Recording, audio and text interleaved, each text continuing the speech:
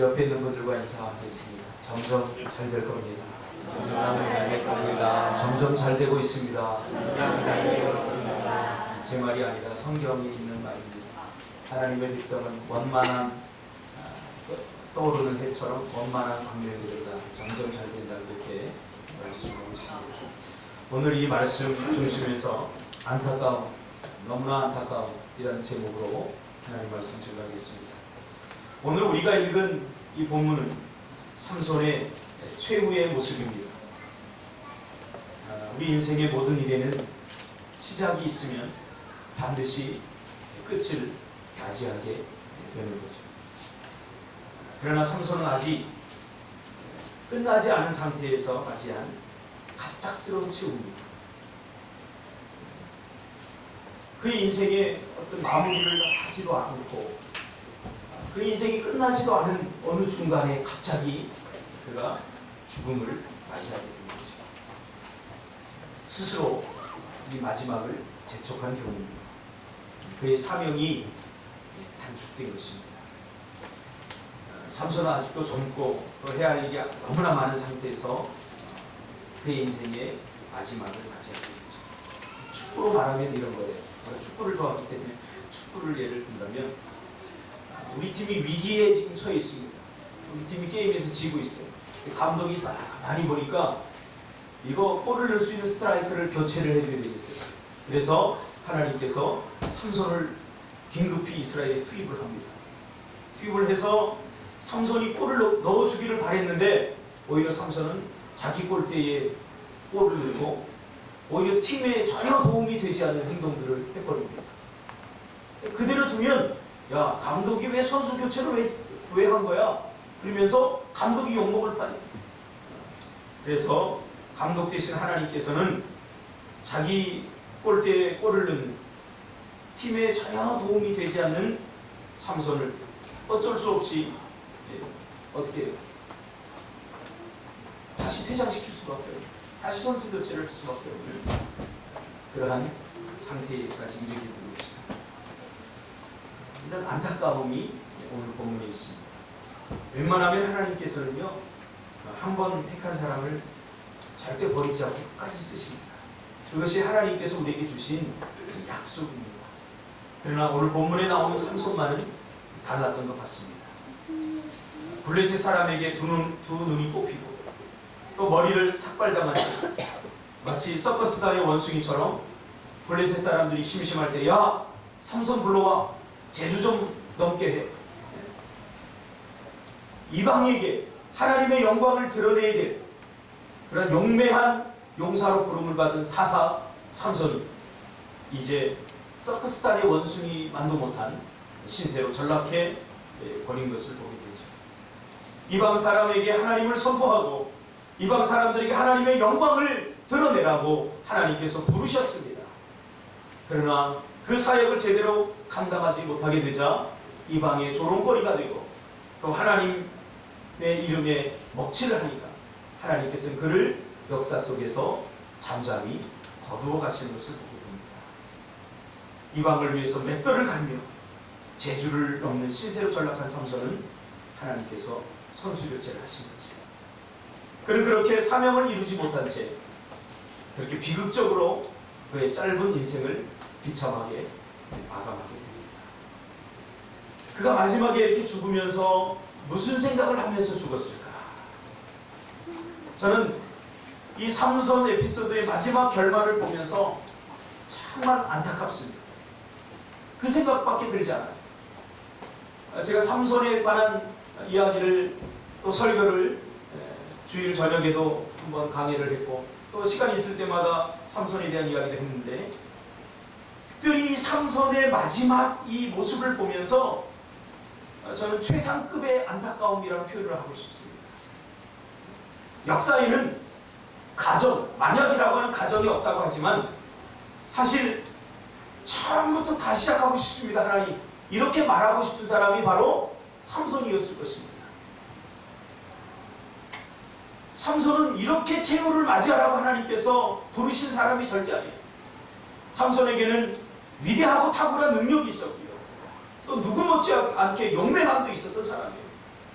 그가 가지고 있던 재능과 하나님께서 그에게 주신 능력이라면 이렇게 비참하게 최후를 맞이하지 않아도 될 그런 사람인데 그는 이렇게 비참하게 최후를 맞이하게 되는 것을 보게 됩니다. 그가 데릴라를 만나지 않았더라면, 역사에는 가정이 없다고 하지만 만약 우리에게 이렇게 가정이 봅시다. 그가 만약에 블레셋에 내려가지 않았더라면, 이방 땅인 블레셋으로 내려가지 않았더라면 그곳에서 데릴라를 보지 않았을 것 아닙니까? 그럼 역사는 바뀌었을 겁니다.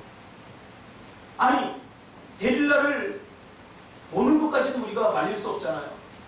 데릴라를 봤는데 데릴라를 만났어도, 데릴라와 결혼했어도 삼손이 조금 미련한다고 할지라도 데릴라라도 좀 똑똑했으면, 당신은 하나님께서 부르신 사람인데 나와 같은 사람에게 눈독을 들이면 안 됩니다. 그러면서 말렸더라고요. 삼손이 조금만 더 일찍 돌이켰더라고요.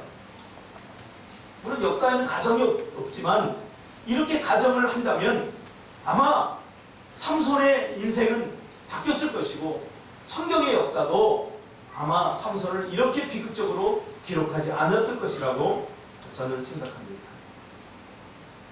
아마 우리에게도 그런 날들이 다 있죠. 내가 그때 그랬어야 돼. 어른들만 있는 게 아니에요. 보니까 우리 딸도 그래요. 우리 작은, 심지어는 제가 언제 버스를 탔는데 초등학교 4학년 아이들도 그러더라고요. 내가 조금만 더 어렸더라. 공부를 더 열심히 했을 텐데. 후회 없는 인생이 없어요. 삼손은 사실 자신이 얼마나 위대하고 큰 사람이었는지 몰랐던 사람입니다. 자기 자신을 몰랐습니다.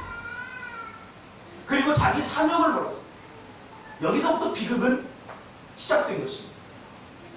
우리 인생의 비극은 언제부터 시작됐느냐? 사업에 실패하고 공부를 못해서 대학에 떨어지고 이때부터 비극이 시작되는 게 아니라 자기가 누구인지 정확히 모를 때부터 비극이 시작돼요. 내가 무엇을 해야 하는가, 자기 사명을 모를 때부터 인생의 비극은 시작이 되는 거예요. 왜 사람들이 힘들게 삽니까? 자기 자신이 누구인지 잘 모르기 때문입니다. 삼손은 하나님께서 이스라엘 백성들을 이방으로부터 구원하기 위해서 나실인 사사로 부름을 받은 사람입니다.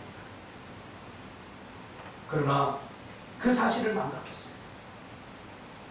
여러분은 누굽니까? 나는 누굽니까? 여기서부터 우리 인생이 출발이 됩니다. 나실인이라고 하는 것은 정체성을 말하는 겁니다. 어떻게 살아야 하고, 사사라고 하는 것은 사역을 말하는 것입니다. 무슨 일을 하면서 살 것인가. 그러므로 나실인, 사사라고 하는 것은 나는 누구이고 나는 무슨 일을 하면서 살아야 되는가. 하나님께서 나에게 주신 사역이 무엇인가, 일이 무엇인가. 그 두 가지를 분명히 밝혀주는 거죠. 사사, 나실인이라고 하는 말이죠. 예수 그리스도, 예수 구원자, 그리스도, 그의 직분을 나타내십니다. 오늘 우리들은 하나님의 백성, 그리스도인입니다. 이것은 우리의 정체성을 말해주는 거고, 우리가 이 땅에서 무엇을 하며 살아야 하는가를 우리에게 보여주는 아주 중요한 단어입니다. 오늘날 많은 사람들이 하나님의 백성이라고 하는 거룩한 정체성을 잃어버리고 세상 사람들과 분별이 안 되게 살아갑니다. 오늘 안수 집사님도 기도할 때 은혜가 났어요. 세상 사람들과 구별 없이 우리가 사는 것에 대해서 하나님께 용서를 구하잖아요. 우리는 구별된 사람들입니다. 세상 사람들과 똑같은 생각을 가지고, 세상 사람들과 똑같은 가치관을 가지고, 세상 사람들과 똑같은 삶의 방식을 가지고 살아서는 안 된다는 것이죠. 그리스도인이라고 하는 말 자체가 그것을 의미하는 것 아니겠습니까? 그러나 그 정체성을 잃어버리고 이 땅에서 내가 무엇을 해야 되는지 몰랐던 삼손, 정체성을 잃어버리고 사명을 잃어버리니까 어떻게 돼요? 블레셋이라고 하는 세상에 두 눈이 뽑혀버리잖아요. 힘의 근원인 머리를 잘려버리잖아요. 그리고 힘 잃고 살아가잖아요. 그리고 블레셋을 위하여 맷돌을 돌리고 서커스를 하는 원숭이처럼 그렇게 살아가게 되잖아요. 어쩌면 우리들도 우리의 삶의 현장에서 많은 그리스도인들이 정체성을 잃어버리고 사명을 잃어버리고 살아갈 때에 세상의 눈이 뽑히고 세상 사람들을 위해서 맷돌을 돌리고 있지는 않는가. 언젠가 한 집사님 저에게 그런 이야기를 합니다. 또 부교육자도 있습니다. 어느 날 사표를 던지고 왔어요. 아니 그 좋은 직장 왜 사표를 쓰셨어요? 가만히 어느 날 식사에 앉아 생각해 보니까 이거 자기가 삼손 같다는 거예요. 삼손. 아침에 일찍이 나와서 일을 하고 맷돌을 돌리는 거예요. 죽자 사다 맷돌을 돌리는데 결국 이득을 보는 것 눈에 사장 보는 거예요. 사장. 주일날도 어떨 때는 나가서 일하고 그러면서 어느 날 큐티를 하는데 자신의 모습이 두 눈이 뽑히고 머리카락이 잘린 채 블레셋을 위해서 맷돌을 돌리는 삼손 모습 같아요. 야, 이렇게 살아서는 안 되겠다. 내가 단 하루를 살아도 하나님의 백성답게 살고 단 한 시간을 살아도 하나님이 주신 사명을 이루면서 살아야 되겠다. 그리고 과감하게 사표를 던지고 자기 개인적인 사업을 하는 것을 봤습니다. 물론 그 후에도 여러 가지 어려움들을 만났습니다. 그러나 그의 고백은 그래도 이렇게 사는 것이 맞는 것 같습니다. 사업을 처음 시작하려니까 힘들죠.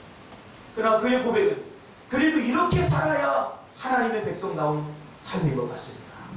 저는 후회하지 않습니다. 이렇게 고백하는 고백을 제가 들었습니다.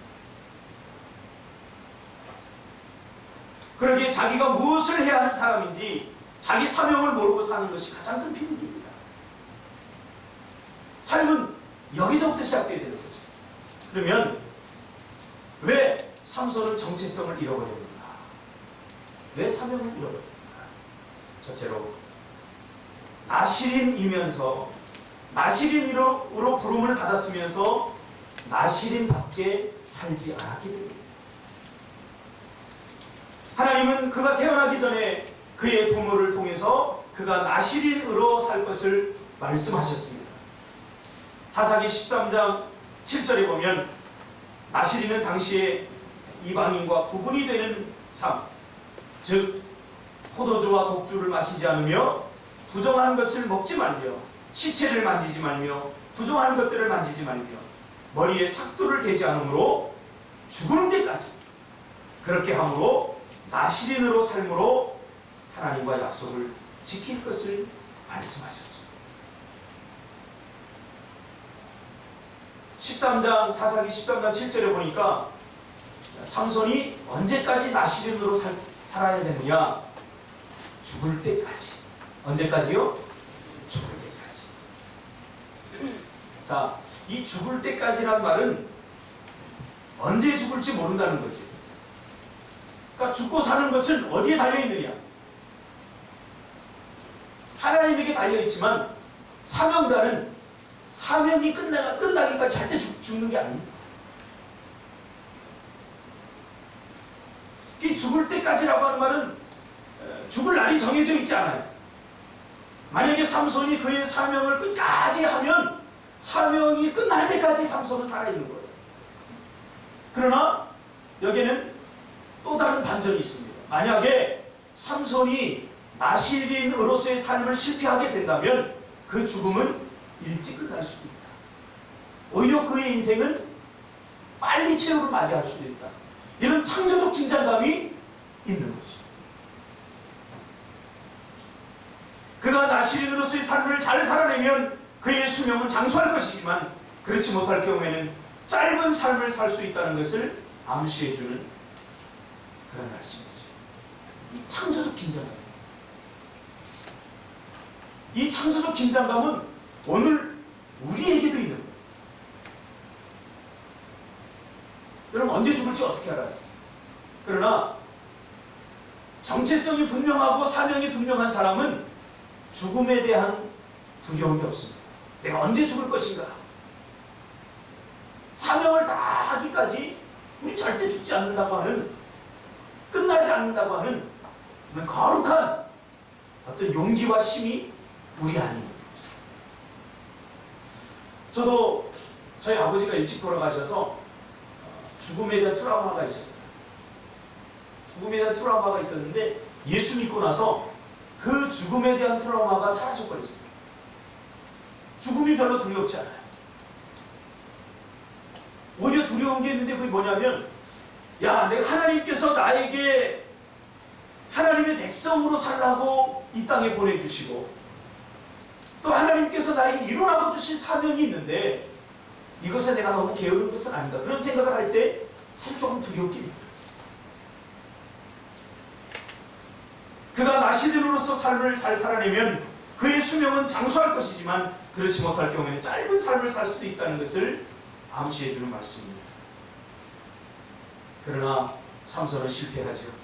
그는 결혼하였고 부정한 여자, 이방 여인과 결혼하였고 시체를 만져서는 안 되는데도 불구하고 사자 시체에 담긴 꿀을 손으로 파먹게 되고, 게다가 술을 많이 소모하는 결혼식과 파티를 많이 열었고, 그리고 나귀의 새토뼈로 블레셋 띠들을 때려 죽이는. 그러니까 나시린으로서 살아야 되는데 전혀 나시린답지 못한, 기본은 해야 되는데 기본도 하지 못하는 그런 삶을 살게 되는 거죠. 나시린으로서 조심스럽고 경건한 삶을 살아낸 데는 실패했던 것입니다. 그러니까 이 삼손의 삶을 보면 굉장히 아슬아슬합니다. 야, 이러고도 괜찮을까 싶을 때가 한두 번이 아닙니다. 이방 부정한 땅에 가지 말아야 되는데 부정한 땅에 내려가고, 그 부정한 땅에 내려가서 또 여인을 보고 취하지 말아야 되는데 그 여인을 보고서는 당장 집으로 와서 부모님을 졸라서 저 여인과 죽어도 나는 결혼하겠습니다. 당연히 하지 말아야 되는 일들을 당연히 해야 되는 것처럼 그렇게 생각하고 삽니다. 그러니까 여러분 삼손의 이 삶을 가만히 추적해보면 그냥 줄타기예요. 줄타기. 아슬아슬해요. 하나님이 하지 말라고 한 것만 골라서 합니다. 나시린으로서 살지 않으면서 가끔 어쩌다 한 번씩 양심의 가책을 느끼고, 야, 내가 이렇게 살아도 되나? 그런 생각 가끔 한 번씩 해요. 나시린으로서 부름을 받았는데 그렇게 살지 못하는 자신에 대해서 가끔 자책하고 가끔 회개를 하죠. 그래도 어쩔 수 없어. 나는 그래도 저 여인을 택해. 그래도 나는 블레셋 땅이 좋아. 그래도 사자가 나타나서 죽일 수밖에 없어. 저 맛있는 꿀을 내가 그냥 보고 어떻게 지나칠 수 있겠어. 그러면서 나시린으로서의 거룩한 삶을 살기보다는 자기의 삶을 변명하고 변호하면서 어쩔 수 없었다고 그렇게 말하는 이 삼손을 보면서 어쩌면 누구와 꼭 닮은 것 같아요. 누구와? 나와.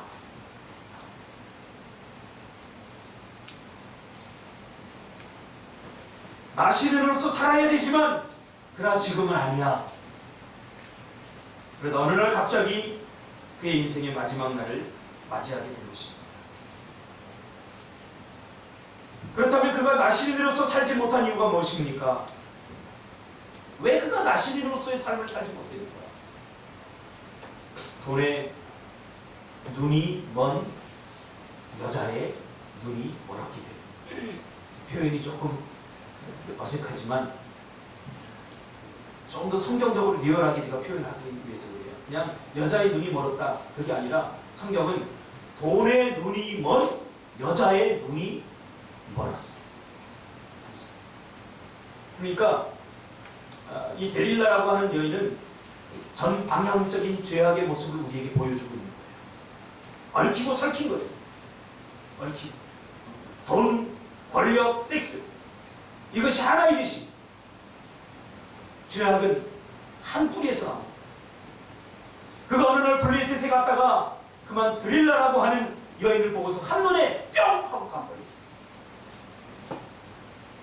우리 준석 집사가 참 잘한 게 있어요. 제가 줄타기 한 준석 집사를 보면 막 줄타기 하는 것 같았어요. 이방 여인을 사귀어서 알콩달콩 이렇게 데이트하는 걸 보면서 줄타기 하는 것 같았는데 어느 날 갑자기 장로님 준석 집사가 청산을 했습니다. 이 여자는 준석 집사가 좋다고 막 그러는데 준석 집사가 어느 날 이별 통보를 문자로 다 했습니다. 그리고 한다는 얘기가 외로워요, 목사님. 잘했어요. 근데 감당할 수 없다면 끊어버리는 게 좋아요. 아멘. 내 신앙에 유익이 되지 않고 도움이 되지 않는다면 끊어버리는 거 아닙니까? 삼손은 근데 그 여인을 봤을 때 자신이 없다면, 나시린으로서의 삶에 자신이 없다면 힘들고 어렵지만 돌이켰어요. 돌이켰어요. 근데 그 여인을 본 것이 잘못이 아니라 근데 그 여인을 보고도 포기하지 못한 삼손입니다. 그 다음부터 삼손의 마음이 쿵쾅쿵 뛰면서 야, 나시린이고 뭐고 다 없다. 저 여인만 취하면 내 인생이 행복할 것 같고 저 여인만 나와 함께하면 내 인생이 파란만장한 미래가 주어질 것이라고 그렇게 생각을 하는 거죠. 그러나 이 드릴라는 돈에 눈이 먼 여인이었습니다. 그러니까 장님끼리 만난 거죠. 여인의 눈이 먼 삼손과 돈에 눈이 먼 여인이 만난 거지. 비극입니다. 그래서 블레셋 사람들에게 돈을 받고 삼손을 유혹하고 결국 삼손이 비참한 최후를 맞이하게 되는 결정적인 원인을 제공하게 되는 것입니다. 리차드 포스트가 쓴 돈, 권력, 섹스라고 하는 책이 있습니다. 이건 오래된 책인데요. 제가 그 대학원 다닐 때 훨씬 이전에 이 책을 여러 번 제가 구입해서 읽었던 그런 책입니다. 이 리차드 포스트에 의하면 현대 그리스도인들은 그리스도인들을 지배하는 게 뭔가? 돈과 권력과 섹스다. 이렇게 표현하고 있습니다. 권력이 뭐예요? 힘이잖아요. 그러니까 삼손이 힘을 가지고 있었죠. 힘. 그 힘을 이 여인이 이용하게 되는 거죠. 그 책을 잠시 그 책의 내용을 인용해 보면 이렇습니다. 과거의 수도원 운동가들은 가난과 정절과 복종의 서약을 통해 돈과 섹스와 권력의 배후에 있는 탐욕과 유격과 오만이라고 하는 악마들의 정체를 드러내어 그 음모를 폭로하고 그 세력을 무력화시켰다고 하면, 청교도 운동가들은 근면과 성실과 질서의 서약을 통해서 사업과 결혼과 정치의 영역에서 세속적이라 여겨졌던 것들을 성스러운 영역으로 이끌었다. 그렇다면 현대를 살아가는 우리들은 돈에 관하여 창조적이고 담대하게 응답하는 새로운 서약이 필요하다.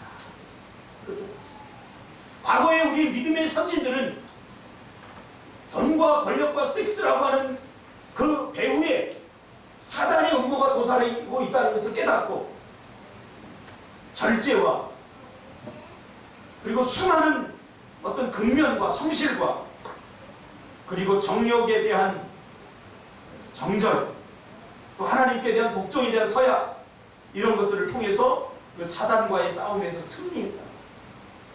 그러나 오늘날 그리스도인들은 너무 무참하게 싸워보지도 않고 그렇게 당해버린다는 거죠.